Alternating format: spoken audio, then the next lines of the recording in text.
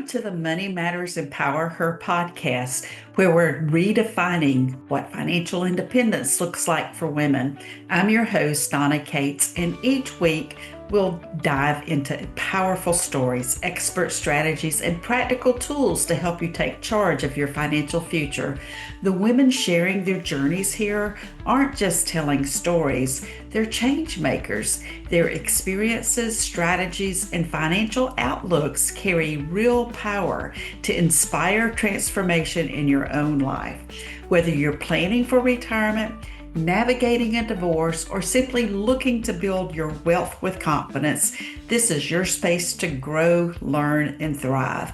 Let's get started with today's episode. Hello, everyone, and welcome to Money Matters Empower Her podcast, where we have honest, uplifting conversations that inspire women to grow their influence, navigate life's pivots with courage, and build a life and wealth that reflects who they really are. I'm your host, Donna Cates, and today I'm very honored to be joined by Erin Snow, who owns the company called Seacoast Listening Lounge. And I understand that Erin is doing some extraordinary things in the world, and I can't wait for you to hear her story and how she got here, what she's learned along the way, and how she's helping others rise as they grow in their wealth and their purpose. Welcome, Erin. Hi, Donna. Thank you so much for having me. Well, I am delighted to have you today. And I'd love, Erin, if you could start for us with the heart of it all. Please take about 90 seconds to tell us what it is that you do, and more importantly, why you do it. What's the mission behind the work? Sure. So I own Seacoast Listening Lounge, which is a professional listening service for women. I'm a professional listener, and people are like, wait, what? Is that actually a thing? Yes, it is a thing. And I came to this work about a year ago, a little over a year ago, last June 2024.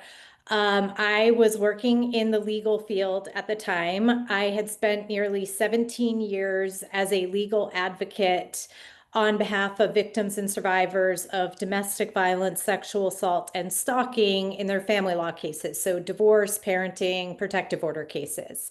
And what I learned through that work, I mean, I learned a lot, but one common theme was that the clients I worked with, primarily women, were like, Erin, nobody's listening to me. I am telling my story. I'm screaming my story, some of them. And I feel like nobody is hearing what I'm saying. I feel like my words don't hold value.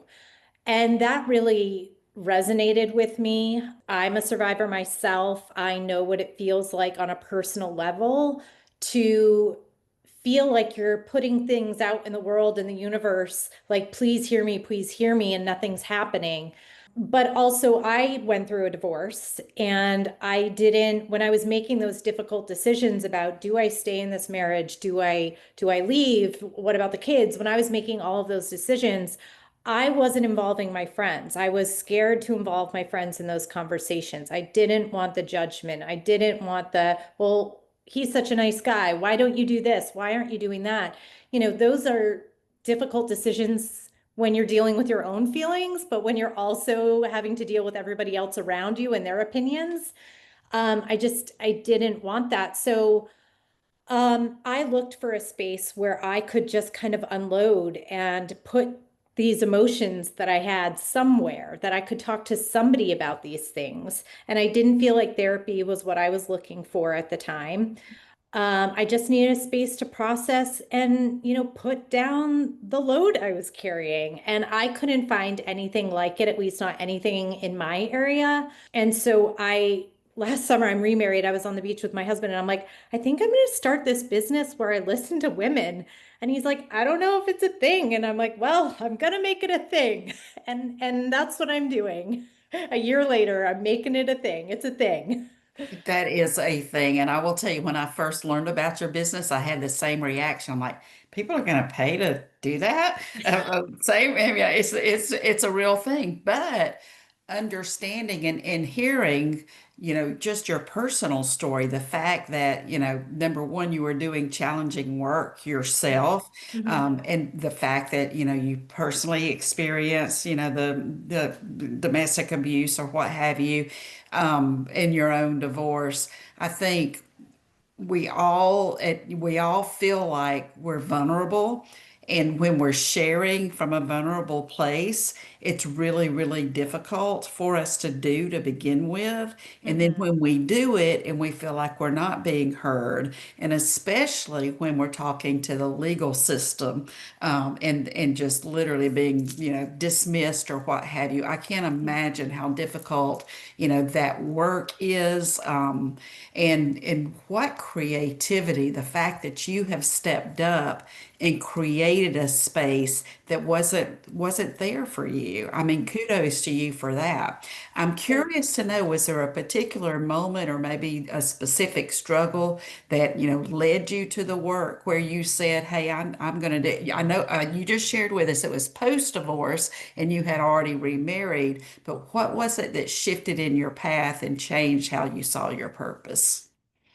You mean what initially got me into the work, like doing the legal work yeah. So I actually ran from the real reason for a very long time. So I first experienced trauma and abuse when I was a child. I was sexually abused by my friend's father. And I thought that ran from that, had lasting impacts from that experience, that traveled with me through my teenage years, my adult years. And so when I was moving to New Hampshire in 2007, I was doing paralegal work in Rhode Island, and I saw a job posting in the New Hampshire Bar News for a paralegal at legal assistance doing domestic violence work. And I was like, okay, well, I can do that job. Like, I just looked at it, on the surface. Like, all right, I need a job. I'm looking for a job. I've done legal work. This seems like a good fit. It's public interest. And I got the job and loved the work, but I knew in the back of my mind I was called to do that work because I had an understanding of it and the need for it on a personal level. But I fought it so much because I was really good at my job. I'm confident in saying I was very good at my job. I was the first paralegal in New Hampshire to represent my own clients in court. I was very good at my job, but I felt that being good at my job and talking about my own experiences in some ways, like I felt like that was going to take away from my own I guess, how good I was at doing the work. And I felt like in some ways that gave my past and the person in my past control. And I was like, nope, I'm going to be good at my job because I'm good at my job and for no other reason. And so it wasn't until probably last year, nobody really knew what I had experienced. I felt like I didn't want my personal story to be part of the story of everyone else I was working with. So I Mm. didn't say anything until I was leaving. Like my coworkers didn't know. And then I started to step into my story and telling my story. And I was like, you know what?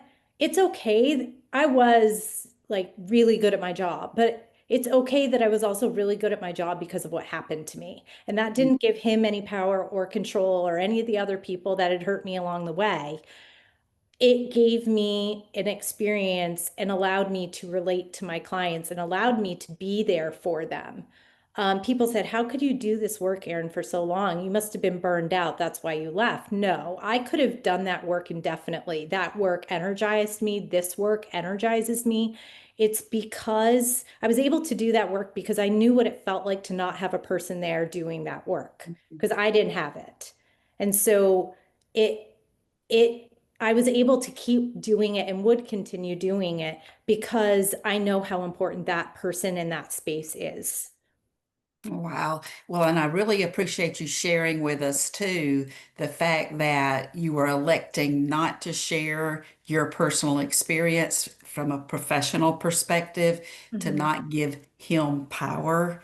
Mhm. And basically, I think by doing so, you've taken that power back. Mhm. So, Mhm. wow, that's amazing. So, yeah.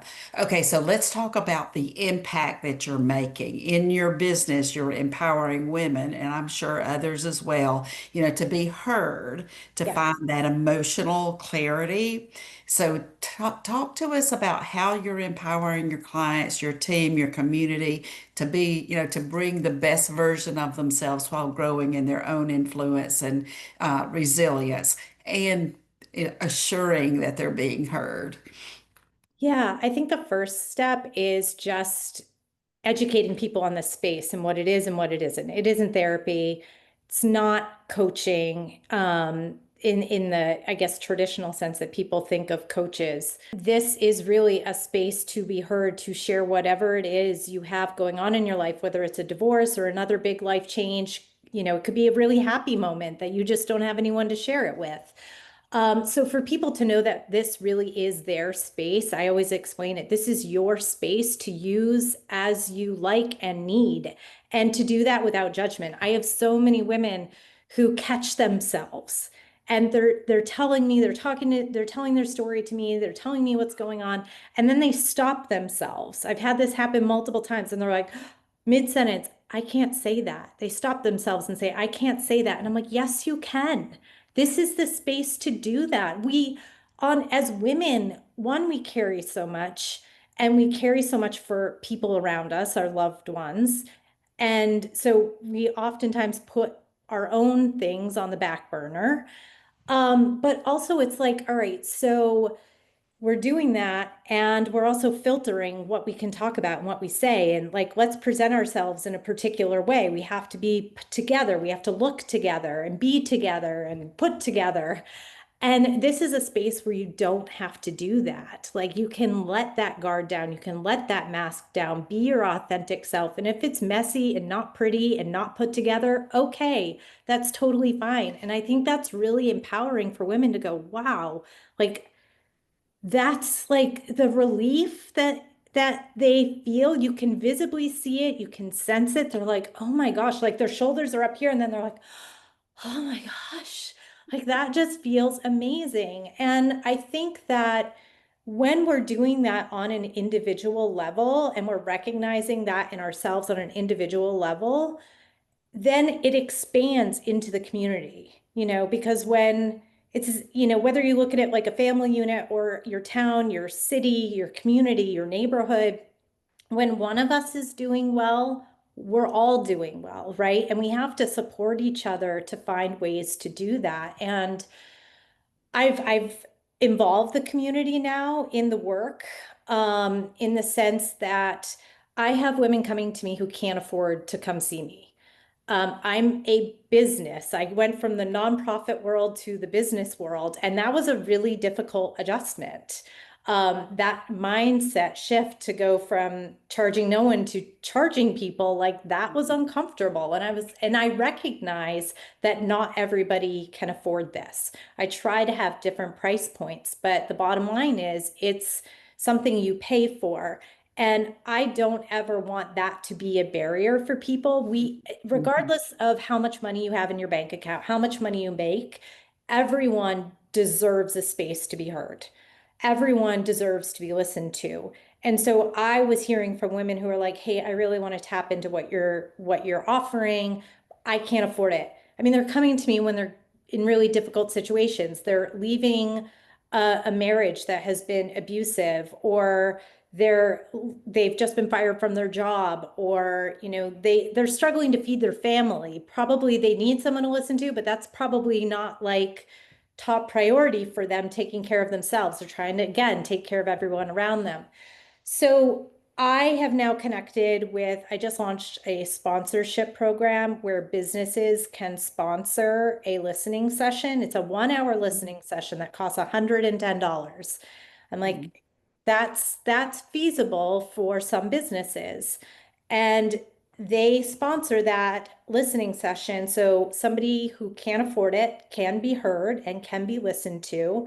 And then the business in exchange, I will put their website, I will put their logo on my website, I will do shout outs on social media so that, we're strengthening communities by recognizing and understanding and acknowledging that being heard is a necessity. Wow.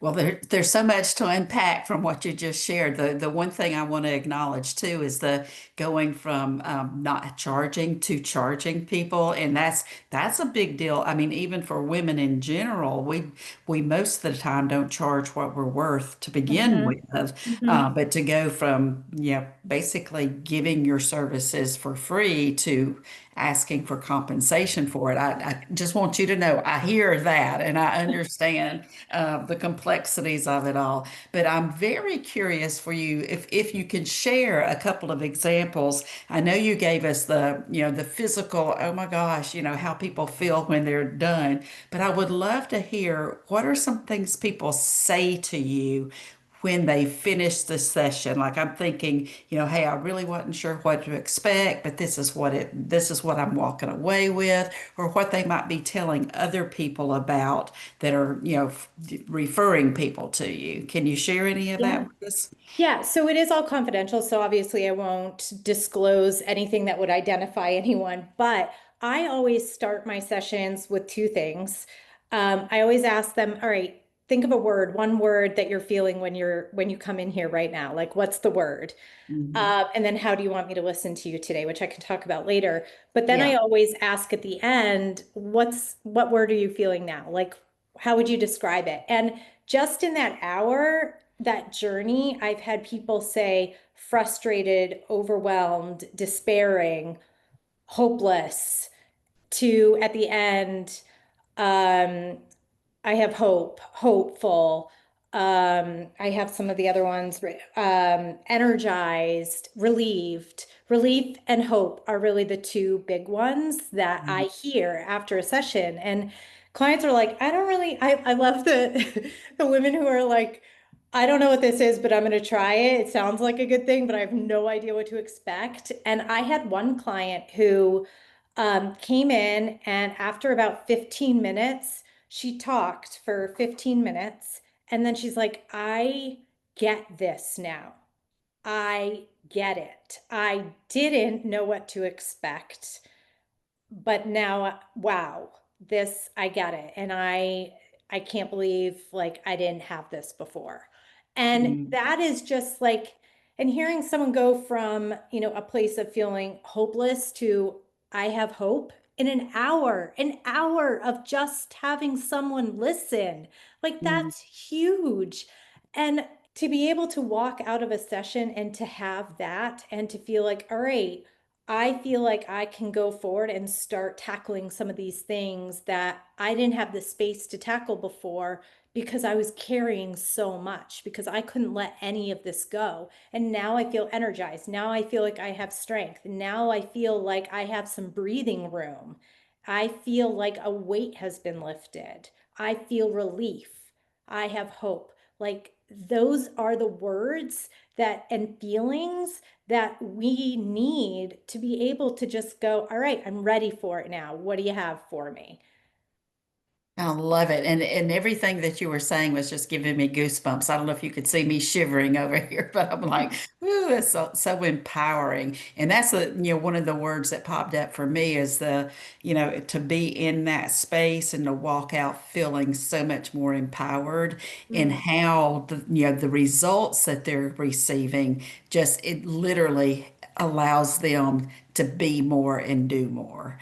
yeah. That's Yeah. that's cool. And that's where you get the ripple effect because now they're impacting the people that they're around. So it's not just them that are being impacted, it's everybody that they come into contact with. Yeah, and I people say, so when I was doing my legal work, I would say the same thing that I say to people now. And I will just also say too that this is a listening service and it's your listening service. So I will not give feedback or, what's the next step kind of questions, where do you want to go from here, unless somebody asks me for that. If they say, Okay. hey, Erin, I want you to kind of walk me through this, help me process, help me come up with next steps, I will absolutely do that, but only if somebody asks me. But so I've had people, so what I will do for my prior legal work is I would say, take one small thing. Like we think of a million things going through our head at once, and it almost can be, it can cause paralysis. Right. And so let's say you have somebody coming into my office who is going through a divorce. So, and let's say they have kids and they were probably not the primary breadwinner in the family.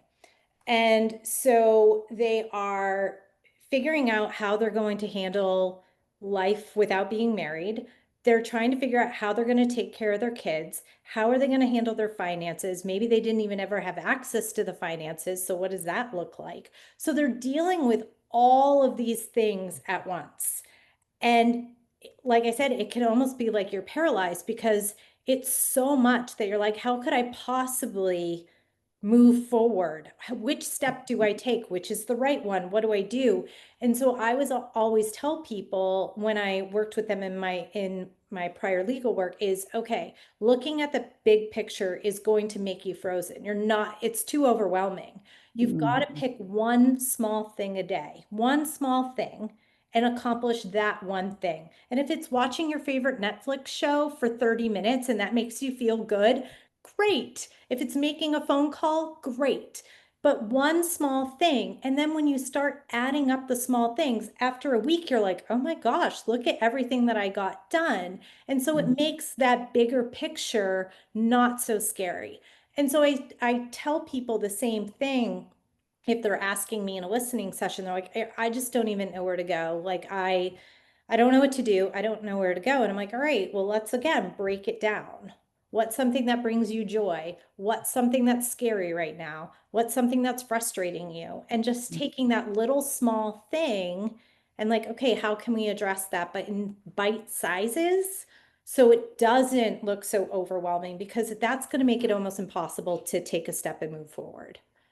Well, and just the example that you gave was very empowering to me because you say, okay, let's break it down into bite-sized pieces. And my automatic thinking was, oh my God, there are too many pieces. How am I going to choose a piece? Blah, blah, blah, blah. But to say, hey, let's focus on something for your well-being, what makes you happy, what brings you joy Mhm. versus, what's the thing that's scaring you to death. That Mhm. in itself kind of narrows down the big O to-do list and gives you at least a couple of different perspectives to attach or to approach. So yeah, Right. I love that. Okay, so I wanted to ask this. What makes the way that you're doing your work different? And I feel like that's such a silly question for you because everything that you're doing is different from what we know.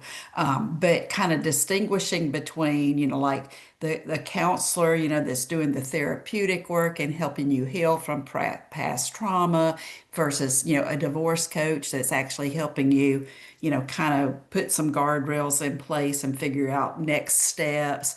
Just, talk to us a little bit about, this space of listening and healing and support and Mhm.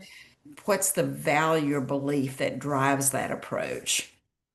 Yeah, I think it is a new approach. It is different. And the reason that it's another option. So I get this question kind of a lot, like, why not your friends? Why not a coach? Why not a therapist? And it's like, yeah, you can have all of those things. All of those things are great. This is another option where it's different from therapy in that there's not a treatment plan. I'm not trying to give a diagnosis. You don't have to unpack like your entire life events in order to, that takes time. And sometimes people don't have time for that, or they're not interested in doing that, or maybe they don't want to tap into their friends for one reason or another. They want to keep something private. Or maybe they're just like, okay, I don't want to be solution based right now. I just really need to sit with what I'm feeling. Mm, And this gives them the space to do that and gives them that freedom to say, all right, I've said it out loud. I've said this thing out loud. I have clients who are like, oh my gosh, I've never said this out loud. I just said that out loud. Wow, I didn't even know that's what I was feeling. So then they're like, okay, let's keep talking. Let's keep listening. Let's keep that conversation going. Other people are like, okay, I now realize maybe I do need to go see a therapist. And I'm like, great. I have some therapists I can connect you with. Like it's this place of just like realization, I guess, where which is different. It gives you the space and the time and it's not on a it's not that planned out, here are the steps and these are the ones to follow. Those are all great. And I'm very pro all of those things. This is just, what do you need? What do you want it to look like? You get to define it. I'm not defining it. I'm not. You are. This is your space, and it can look like however you want it to look. And I am there for that journey. I am there to witness. I am there to experience it with you. And then maybe somewhere along the way, you're like, hey, this is something I realized. What do you think, Erin? Or, hey, this is something I realized. And now, you know what? I'm going to go tap into that divorce coach. Or, hey, I'm going to go talk to a financial advisor because I didn't even realize that was something that I need until I talked about it and said it out loud in a space where I'm not being judged for it. Because it's really hard to process and identify what you need, the services that you need when you're so scared about saying it out loud. Because what if I just said this out loud and I'm like, oh crap, like, or somebody says something or judges me, or there's that fear around it. But if I can say it and go, oh wow, I can admit that, or I can say it out loud and nothing bad happens, Mhm. great. Now I know what I need, and now I can go get those things. Right. And I can't tell you the number of times that I've had women that I work with as a financial advisor, especially in the divorce space, who eventually come to me and they say that they were too embarrassed to admit that they were not involved in the financial conversations in their family and that they're now sitting here not knowing anything about their household, net worth or assets or anything. So Yeah. yeah, to have Yeah. this space where you can actually just talk out loud, where you realize yourself, okay, yeah, this might be real and it's okay. Yeah, that's a big one. The finances are huge, and it's a scary thing to talk about. It's an uncomfortable thing to talk about for anyone. But add in then that, let's say you've been, I don't know, in a marriage for 25, 30 years. You have no idea what the income is coming into the household. You have no idea if there are pensions. You don't know what any of the logins are. And now you're going through a divorce, or maybe your partner has died and so you're widowed and you're like, I don't know any of these things. And I think there's so much judgment around that. Like, how could you not know about any of those things? People just say that and assume those things, and it's not right. And I think that really is a deterrent for people reaching out for services like financial advisement, because they're like, I don't want to go ask this super smart person who knows everything about money and sit down and tell them that I know nothing, because that is going to make me feel stupid. I'm going to be embarrassed. I'm ashamed. Feelings that they shouldn't have. Those are like totally valid feelings about their concerns, but like I'm sure the other person on the other end is not thinking those things, but it's that idea that they are. And so Right. it prevents people from accessing that service. So if you can talk to somebody like me and say, I don't know any of those things. Now you've said it once and you got it out, so the big scary is over. Two, I can say, I have some really great connections who I can connect you with Donna. And Donna's amazing. And I guarantee you, she will not have those judgments. And she wants to help you and genuinely cares about you. And then they're like, oh my gosh, that's amazing. Had I not said that, had I not processed that, I would still be living in that fear of judgment, which is why I haven't accessed somebody to talk about my finances. Absolutely. Well, let me shift gears here real quick and talk about how the world is shifting so fast. The ways we're communicating, connecting, even healing. Where do you see your industry and this unique business that you're doing heading in the next 5 to 10 years? And how are you preparing for that evolution? I'm sure you've already got new ideas generating in that brain of yours. Yeah, I have ideas like going, you could probably even see it happening like in this podcast. Like my mind's going, all these things that I want to do. I'm just so passionate about it. So, right. I think coming out of COVID, we are thirsting for connection. Mm, We are in a loneliness epidemic. We mm, are isolated more and more through social media. We're not connecting one to one. You know, I think the younger generations are even having trouble picking up the phone. Like everything's through text, everything's through DMs. Like we're losing that very personal connection. So I hope that this space brings back that personal connection for people who are looking for it. And I want this to be as mainstream as therapy, as mainstream as mm, coaching, and not to replace any of those things, not to replace mm. friends, but to give it as an option because it's not a one size fits all. And you can access all of those things all at the same time. Or maybe you're like, this feels good for me right now. And maybe later this feels good for me. I just want people to know that there are options when it comes to mental and emotional well-being. Like, look at how many gym options we have. Oh, There's yeah. Pilates, there's yoga, there's your traditional gym. Like, there's so many different physical wellness spaces that there should be just as many emotional and mental well-being spaces. And that's where I would love to see listening lounges on every single corner. Like, that's my big dream. Like they should be. Like someone said to me on LinkedIn once, they're like, they should be, this is amazing. There should be one on every corner, like you see gyms on every corner. And I'm like, yes, you get it. Exactly. Um, so yeah, I just want people to have awareness of this space and that they feel comfortable tapping into it if it's something that makes sense for them, and that it's accessible to whoever needs it, regardless of location, regardless of your income, whatever. It is for everyone. It is your listening lounge. Well, and I'm very curious, especially since you mentioned the disconnect and how we're not doing the in-person stuff as much now. Are you doing any of this type of work virtually, or are you only having walk-ins? Nope. So I do both. So I have Oh, a physical space in Hampton, New Hampshire. So I'm on the Seacoast in New Hampshire. But then I also do virtual appointments. So I can be all over the country, all over the world. If you're traveling, I'll travel with you.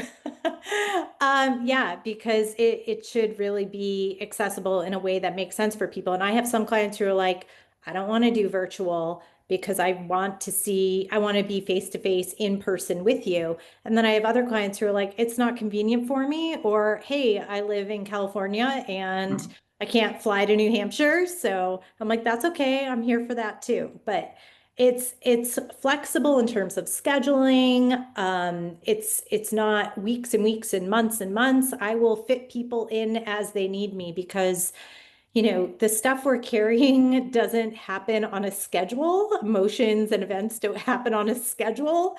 And so mm. I recognize that. And like for me, if something happens like tomorrow and I want to talk to somebody tomorrow, like in 3 weeks, something entirely different could have happened. And the thing that happened tomorrow, I've forgotten about. You already So, forgotten about it, right? right, on Wow. to the next one. But it's Mhm. like, let's put the first one down before we attempt to deal with the one that's coming along. And this allows you to do it on your schedule. All right, here's another question I'm just curious about. So, do you have repeat customers, people that I, have come in for one session and they just like, oh my gosh, I got to do this again? I do. I do. That's also the beauty of it. It's here for when you need it. I have some clients that they come in and then I hear from them. Well, now I've been in business almost a year later. So a year later, I have some clients who come in more regularly. And I had a client who was like, hey, I really wish you would start a membership program. So I just started a membership program. Oh, So yeah, I'm excited about that. So it's 2 listening sessions per month and then a free one every quarter. And it's more cost effective. And some people are like, hey, that's what I need. And I'm like, great. So it really depends. But yeah, I do. I have people who pop in and out and I love it. I'm like, okay, great. You know that you can come here when you need it. that is so fabulous. And okay, so I want you to share this with our listeners as well. So, um, for those that are inspired and want to check out what you have to offer, what's the best way for them to connect with you and learn about the individual sessions, the memberships, all of the things that you're offering? Yeah, my website for sure, seacoastlisteninglounge.com. That has a lot of information. But I also offer free 10-minute consults. So if your listeners are like, oh, I'm intrigued, what is this? I'd like to learn more.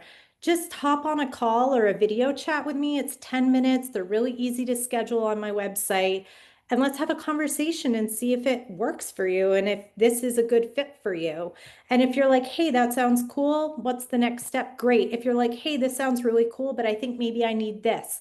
I'm also really good at connecting people to other resources because that's important to me. And like I said, it's not a one size fits all model. It's very much meant to acknowledge that we have a uniqueness to us and what works for one might not work for the other. So hop on a call. It doesn't hurt, no harm in hopping on a free 10-minute call to see if this is what you need right now, or you know about it and you can tell a friend who might need it.